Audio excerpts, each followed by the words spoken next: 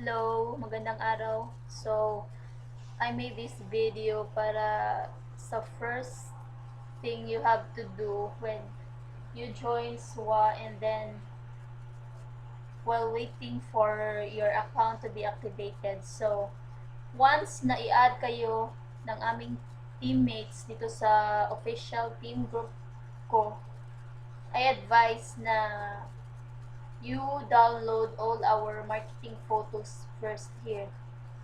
Okay, so you click photo, and then you download all this photo in your computer, so that pag easy na lang sa inyo na uh, ma-search at makikita kung mag-start na kayong mag-promote.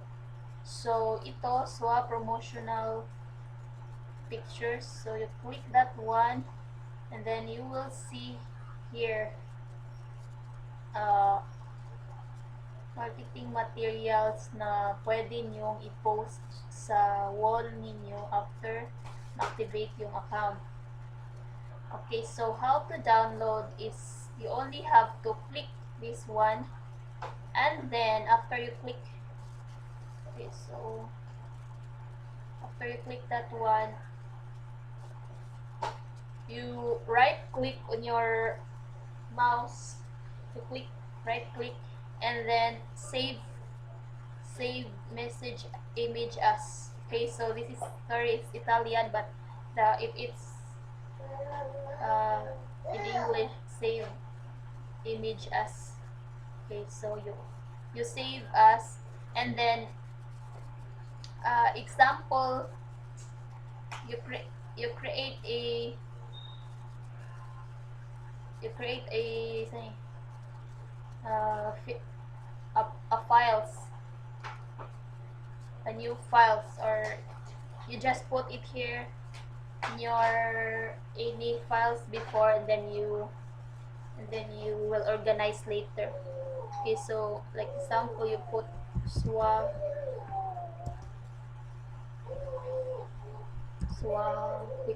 pick one. Okay, that one, you put a name of this. What's the name already exists?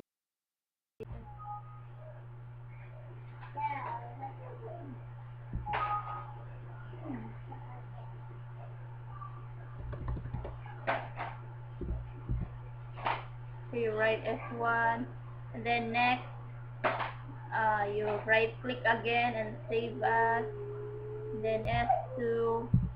Okay, like this one. So you only continue until it's done.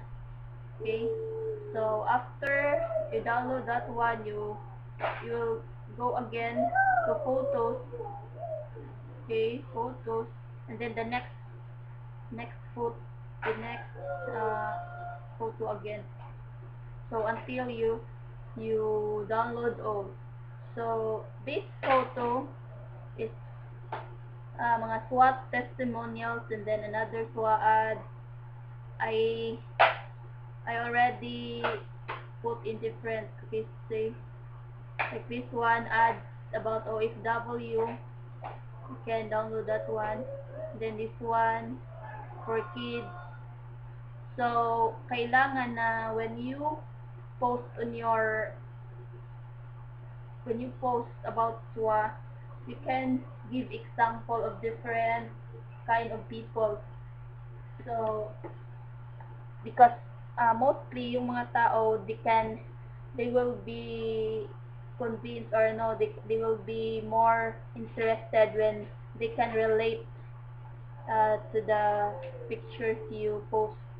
So example, they are OFW, and they will see na some OFW already earn in our program, so they will be more interested to know how. Okay, so I hope this you will follow this one.